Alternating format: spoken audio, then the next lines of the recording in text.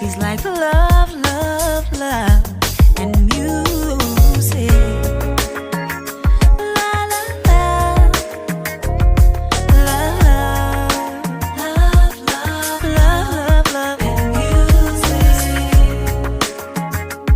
Love, love.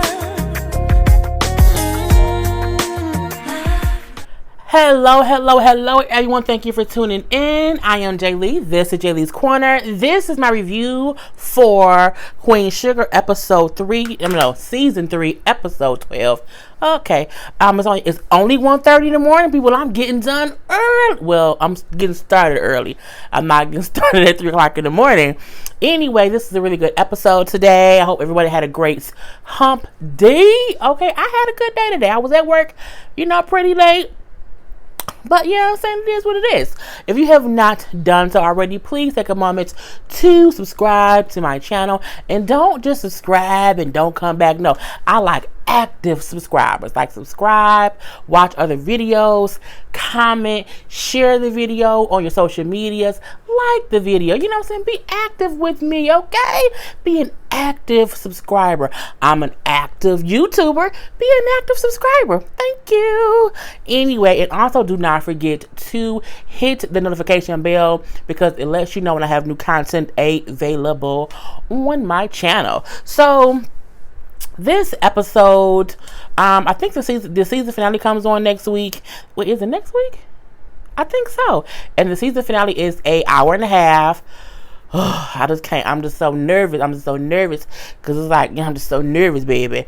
Anyway, so we see the beginning of the episode starts off with Charlie and Prosper basically having a conversation.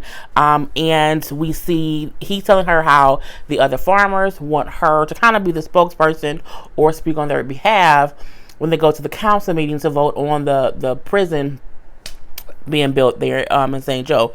And she's like, I don't think I can do that. I just don't think if that's the best idea, whatever. He like, well, why? What's going on? Like, so what you doing? You've been talking for us, whatever, you've been helping us out, like, why? Like, what's happened? What's wrong, Charlie? And she, admits the truth. She's like, actually, I sold Queen Sugar to the Landrys. He was like, what? You did what? She's like, I did it for Leverett. I did it so that, we would live to fight another day, and I did it for the farmers. And he was like, but you in business with the devil. And I'm like, she really is in business with the devil. And she's like, he said, even though you're saying something different, they're going to see you as being in, working with the devil. Like, that's all they're going to think about. And then, he like, but, I'm with you or whatever. You working with the devil. That's what they're going to think. So when he comes back after talking to the farmers, he lets her know, like, I told them, so I let them know that or whatever. And, they feel like you're a hypocrite. And like, you lied to them. She's like, but they are the ones who abandoned me last year. And they did, like, they kind of put her in that position because they wouldn't even meal with her. And so she did that to really help them, to get them the better rates or whatnot. And he's like, look, I know it's kind of crazy, like, but I'm still with you. Like, I'm still on your side. I'm like, well, that's really, really cool. So we do see Darla come pick Blue up from Aunt Vi's house. And her and Rob, it wasn't too awkward like it happened in the past. Like, I'm like, they didn't cuss each other out.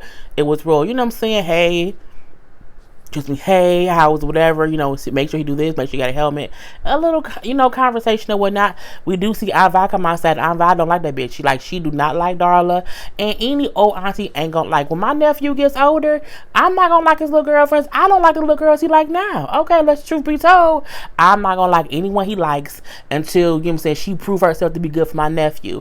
And Ava, she ain't feeling it for Darla right now, and she just looked like, because she know the damn girl did. Anyway, so, basically she is taking Blue with her for a time or whatnot. And she's taking basically to go learn to ride his bike. I mean, I would have assumed, though, that would be something that Rob would do. But, different strokes, different folks.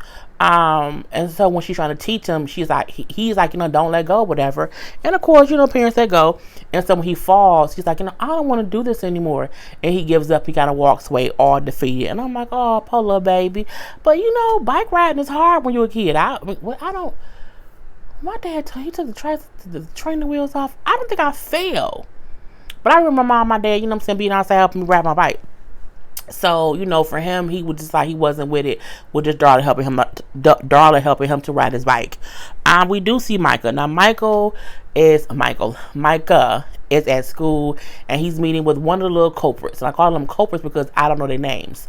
But one of the kids who he was with that burned the damn slave house down. And he like, where's everybody else at? He's based on, they're all kind of keeping their distance from each other because, again, the one dude got caught and was locked up or whatever, and I think now he's on house arrest. So the rest of them are kind of like just keeping themselves separate because they don't want the same thing to happen to them, and they're kind of keeping a low profile. And then, Micah is more upset because he's like, it's just not fair that we're like, he's going down for what we all did. And then he like, it was weird because I had to look at my notes. It was weird because the kid, I don't know who the kid was talking to. The kid he was talking to was almost mad at Micah as if it was all Micah's fault. It was like, Ant's on house arrest, for him that's kind of bad. But like if you was on house arrest, it wouldn't be that bad. Your house is huge. I'm like, what does the house size have to do with house arrest? To do if you in a mansion versus a shack, it is different. However, but confinement is confinement. And it isn't like Micah don't want to suffer the consequences of whatever. And I think what his thing, what? No, I just realized what he thought. Just boom, hit me. His thing was Micah wants them all to take account for what they did. But again, he right. If you at house arrest at your house, it is better than us. We would be, we wouldn't have as much access to things as you do. So I guess I get it, but Micah isn't trying to make anyone else suffer. He just doesn't like that only one person is being held accountable for an action that they all did. So, and he that's not fair. I was there too. It ain't even about the size of the house. And then the boy picked up, because when Michael said I was there too, he picked up the picture Michael took of them at the basketball game when they was kneeling, and he said, well, no, we are in it. We are in it. Point the picture. You are the one who just took the picture. And I was like, well, you little motherfucker. But you know what? That's what happens when you befriend people quickly, and you think, oh, they're so cool, and then when shit comes to shit, and then shit is shit, they they true colors show. So, he you know what? We just need to kind of keep our head down, get to college or whatever, and leave it alone, and let it be what it's going to be. And I'm like, you old little, my nerve. Anyway, we do see Michael go to talk to Charlie, and he's like, I want to go visit Aunt. She's like, oh, Michael, we talked about this, you have to keep your distance from him or whatever, you just can't go over there. And he just shouldn't be going through this alone. We all had a hand in it. It was an accident or whatever. And she's like, look, you can't, you just can't do it. He's like, well, that's not fair, because if it was me, he said, if it was me, you would snitch on all them kids. I say Charlie would snitch on them kids, but at the same time, she'd probably snitch on them just hoping that they will all get some kind of lenient sentence. I don't think she would snitch on them to get Michael off, I don't think she'd do that. But I do get what you mean. If it was me, you would want whoever else was involved in it held accountable too. You wouldn't be like, okay, no, let them be quiet, you take the rap for it. I think her thing wasn't I want him to take the rap for you. I think the thing was, you're not gonna make it any better by getting involved. The same way, if he was caught up, the other kids were saying the same thing, no, my son ain't got nothing to do with that. So you can't go. But of course, what do you do? We go anyway. So he went over there to see Aunt. Aunt on his, in his room playing his video games, and a little tether on his leg. And he I might get 6 months in juvie, or something like that or whatever. And Mike, of course, it's all our fault. This is just not fair that you're gonna have to do time for everybody. And he was like, it wasn't, he said that's not true. That's not really it. That's not really it. They found my lighter. So, it is what it is. He's like, it's honestly better that they only caught one of us versus all of us. And on a weird level, that's true. Because he let me lay on this sword so that everybody else will be okay. They didn't catch me because we all did something dumb and left something behind. They caught me because I left something behind, and they caught me. Let me take the rap for what I got caught for. Y'all didn't get caught. And, if we all would have got caught, all of our lives would have been ruined. Now y'all at least have y'all chances to move on, and because it's my fault that they found my lighter. Like that was my fault. You know, truth be told, it was. Because had they not found that piece of evidence, he would not have gotten arrested either. So he's taking accountability for his mistake in the situation that got him arrested. So he then said, he said, but it's cool because, you know what I'm saying, all girls love a bad boy, you know what I'm saying? So when I get out in about 6 months, they're gonna be all over me, you know what I'm saying, just like Killmonger. I say that's true because Killmonger in Black Panther, he was the bad one, he was the villain, but baby, we wanted him all day, all night. So, you know, Micah just lets him know, like, you know what I'm saying, I got you. Like, I'm going to be there for you, you know, no matter what. And that's a good thing because Micah thing isn't, now he's to a point where he does not want to make things worse. He is aware that he can't go out and say, I did it too. He just wants to make sure that Ant does not feel like they all did something, he got caught, and then they all decided to ghost it. I'm like, okay, you know, you caught, you do whatever, and we done. So I think that's a noble thing to do. And it also kind of shows that Micah is remembering you know, not to be so one-sided, one idea. He's thinking one way. Like, I want to confess. No, there's other ways to handle this. Be there for your friend who did get caught. So, you know, we see Anvi, Charlie, and Nova at the house, planning the wedding, you know, doing a little seating or whatever. And Charlie like, you know, I might need an extra seat. I might bring a date. And, oh, you gonna bring a date, girl? Okay, so whatever. And so she then said, Nova, do you need an extra seat for that man you've been secretly dating? Now, Anvi don't notice the man is Remy. And not only that since then, her and Remy then broke up. So she's like, no, I don't need nobody propping me up. It's just me. And she was like, oh, okay. But she then see a look between Nova and Charlie. She's like, all right, what's up with y'all two? Y'all been having these looks or whatever. Y'all been, you know, so real cordial, real political like. And I know some up. So at first I'm like, oh, no. You know, she's like, no. Spill it. What the hell going on? So Nova come clean. Oh, well, you know, I was dating Remy, but it's over because it was wrong and I ended it. And she was like, you did what? Charlie was like, oh shit, we gotta fucking talk about it. Charlie, is you okay with your sister dating the man who was after you? And Nova, I would not peg you for the kind of person who would want her sister's sloppy seconds. I said, ooh, come on now, Ivy. And it's true. You know, Nova then said, don't make it sound so cheap. She's like, oh, now you want to care about how it looks and how it sounds? And I say that's very, very true. But haven't you ever done something that you regret and that you want to try and take it back? And I feel like that's true if you like run a red light. That's true if you accidentally hit a pole with your car. It was an accident. You can't accidentally get feelings for your sister's ex. You can't accidentally start. I don't think that happens on accident. Like, you have to you have to actively put attention and focus into a person to even get those kind of feelings. And no.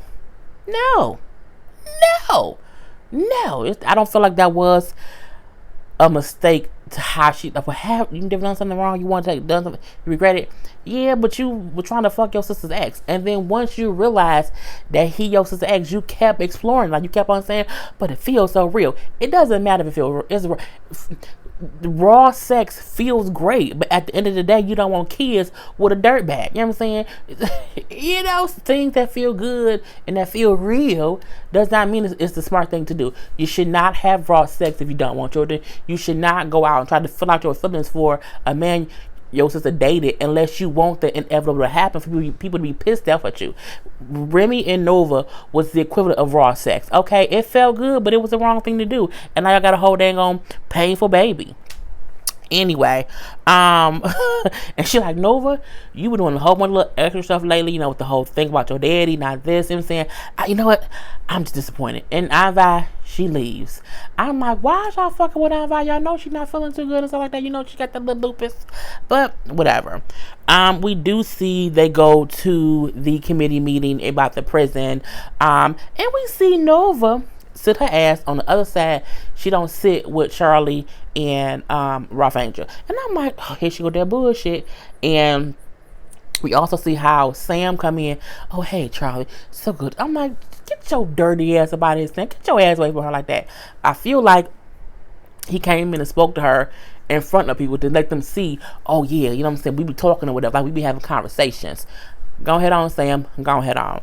So um, the man is talking about, oh yeah, the prison's gonna be great. We're gonna bring jobs to the community. You know, it'll be this, it'll be that. We can then move more people. He was shucking and jiving, bullshit. I'm just saying, being very, very misleading. You know what I'm saying? Trying to hoodwink somebody, bamboozle them, and lead them the fuck astray. And you see, yeah, you know, we're gonna have work here. I think it'll be great. You shut your ass up, white man. Sit down. So Charlie then speaks up. Okay, she finally speaks up, and she says, at first, I felt like she did not want to say anything.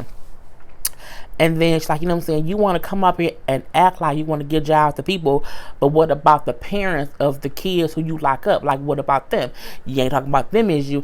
And when she giving these straight facts, here come the other farmers all like, well, I can't believe she got the nerve. Oh, such a hypocrite. Shut up. Okay, and that's the problem with people today.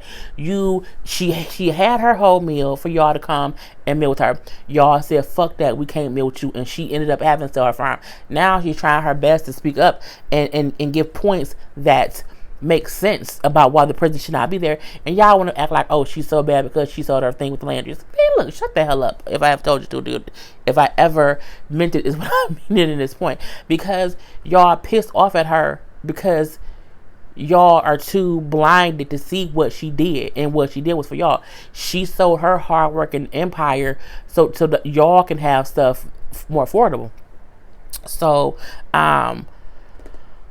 she kind of, you know, she schooled them a little bit, you know what I'm saying? She spoke to them like, you know what I'm saying? I did that. I sold my meal so that y'all would have affordable rates to meal with them. Like, I had to do that so that we could, so that y'all could stay in business, you know what I'm saying? And so that we can also fight another day. But if this prison is built, that won't happen.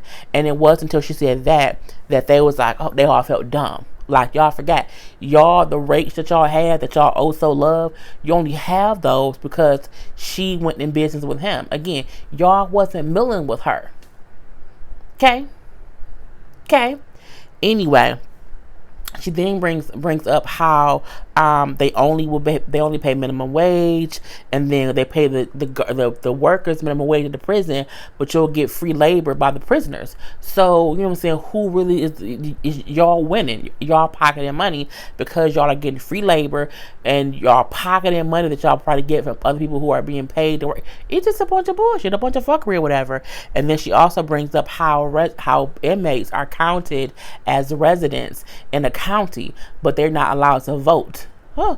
Okay. So it makes it seem as if, oh, we have all these new residents in the county. Oh, the county's so busy. But no, they're fucking prisoners. And then they can't vote for shit. And it's just stupid. And so it's like, you know, y'all are doing all of this for profit, and we ain't gonna have it. Take y'all ass somewhere else because we don't want it. And when she got a standing ovation, they was very, very happy about what she said, because she's like, we ain't buying that bullshit. Go head on. Bye-bye. Get out. And it was a very powerful speech, and I like how the farmers realize she on their side, even if they don't realize that she on their side. So we see that Anvi, my nail broke, and every time I scratch my lip, it scratches me. Anvi was on a little morning show there in New Orleans, and you know, now she's very, very busy with all her pie selling stuff. And so she's so busy, honey started having chest pains. I'm like, oh look, now see, y'all didn't kill Ernest, you can't kill Anvi too, and it's just too much, okay? And of course she panicking and whatnot, and her assistants have to, you know, rush her to the hospital. So, you know, she's at home now, she's resting, she took her wig off and everything, you know what I'm saying? She real all natural Anvi. And you know, Nova's there, Charlie's there, Remy's there, not Remy, Rod's there. I don't think Blue was there, but I know Micah was, and so was Hollywood. And it's like what they said, it was just the inflammation in my lungs, in my lung tissue. And you know, so they gave me some medication to take. I had to follow up with Dr. So-and-so in about a week or so. And then Hollywood said, well, I called all y'all here because Vi got something to tell y'all. And he tell them what you got to tell them now, Vi. And so thirsty. If you have been watching so far, the code, and somebody said, what's the point of the codes? The codes is just a fun way to interact with each other. Okay, that's all that it really is. So, the codes is Chevy Malibu, a Ford Taurus, a Explorer, or a Jeep Cherokee. And I say that because those are cars that I know of people, or an Impala. because I have an Impala.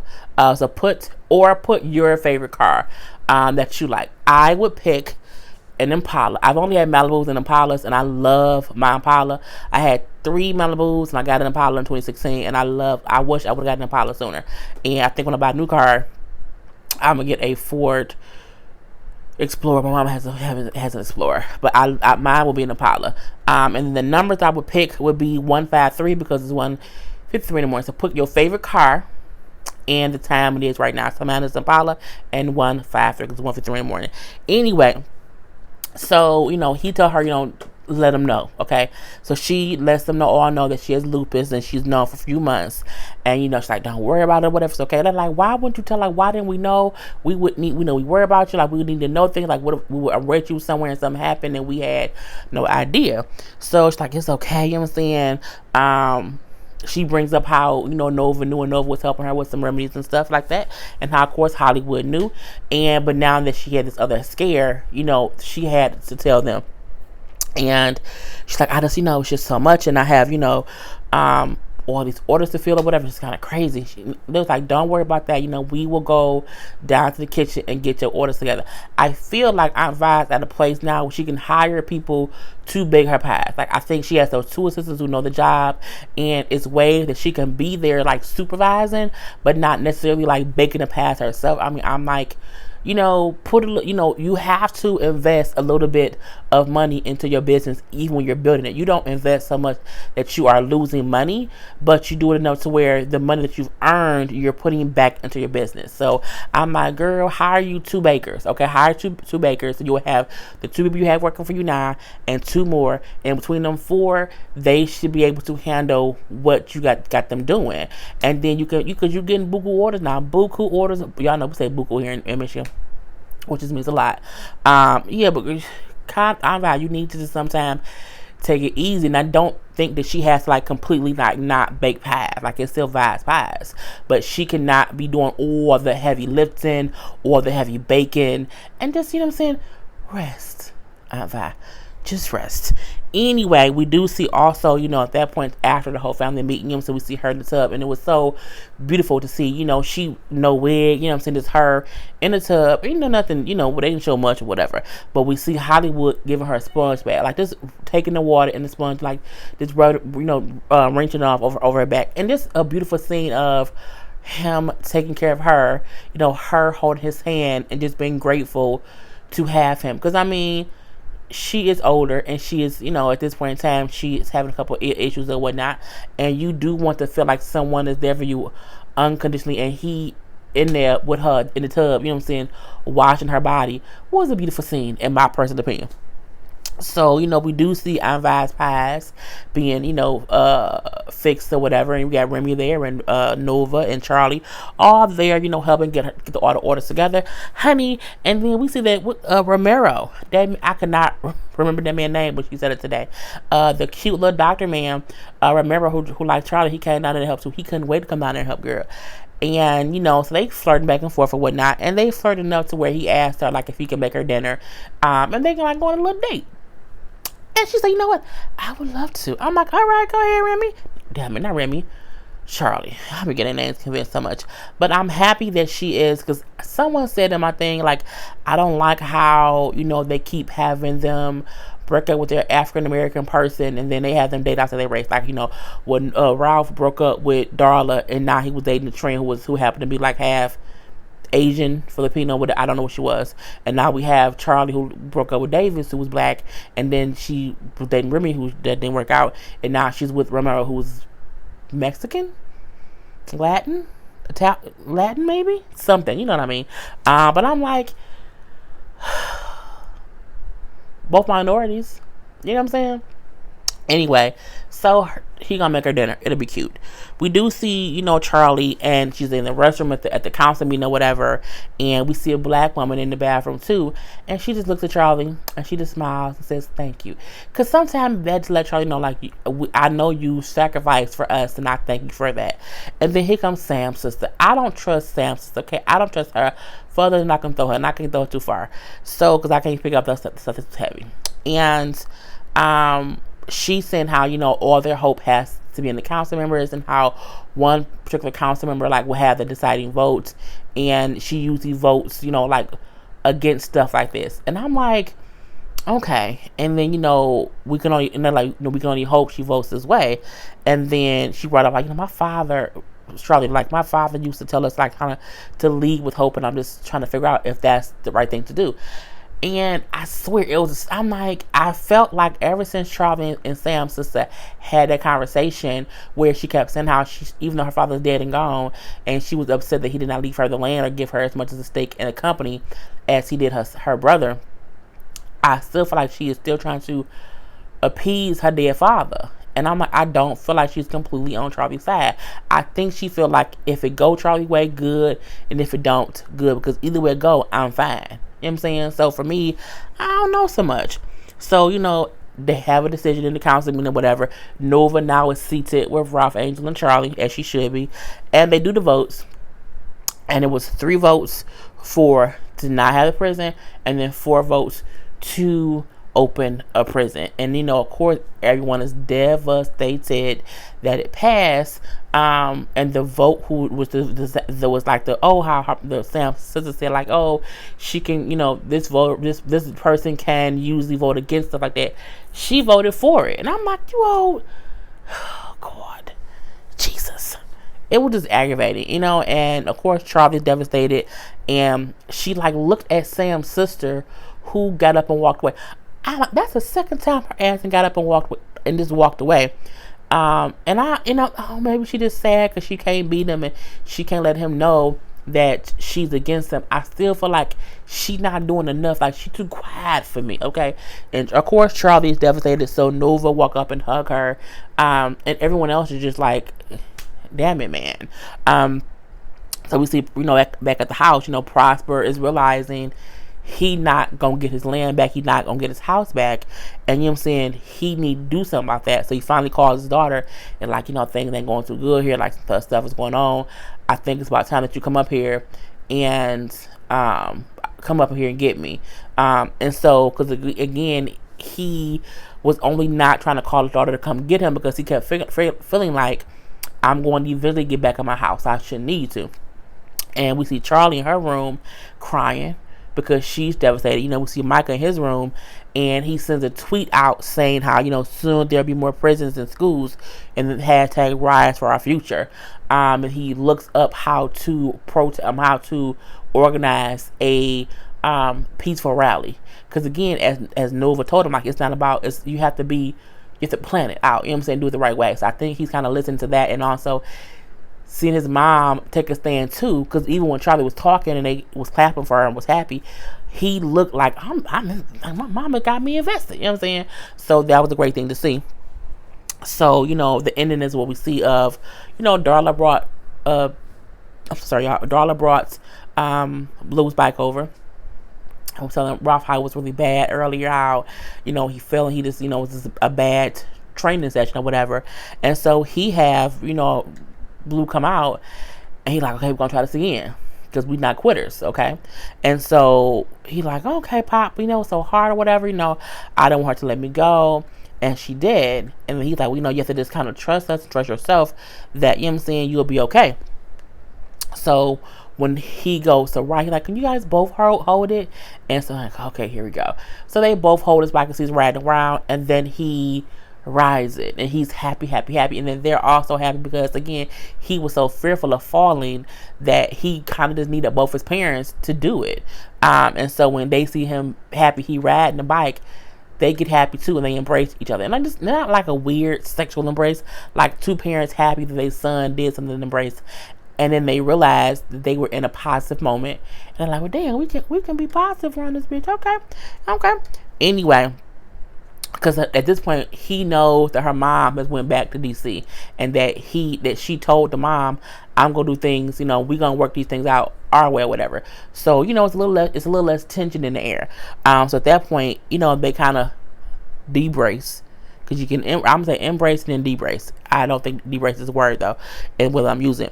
And we then see Blue riding the bike around the house, and Darla and Ralph are just sitting on the porch, just, you know, like two parents. And then they start talking, like, you know, he's saying how, what did she say first? She's like, maybe we should just share them, like share time or whatever, like just split it down, split it 50-50, just half the time. And he said, you know what? Okay.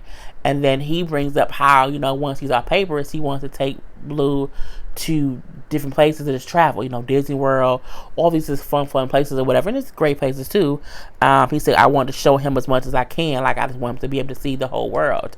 And she's like, you know, I think he would love that. So it was just cute to see them two have conversation, just like two parents. You know, that's kind of how it ended. And I think that does not mean, oh, everything's fixed, but I think it's a good start to where it can be. And that's how the episode went off. So I hope you guys enjoyed my video. Do not forget to like this video and to share it. You can share it on Twitter, on your Facebook, okay? Share. And I will be live on my YouTube page, my YouTube channel, Friday at 10. I need to do a video about that and say that right now. I'm going to say the next video. So yeah, this Friday, 10 p.m., I'll be back live like I was last Friday. So Friday, 10 p.m. Eastern Standard Time. I'm in Michigan, so it'll be 10 p.m. Eastern Standard Time, Michigan. And yeah, other than that, comment below. You know, it's all about communication. Anyway, peace.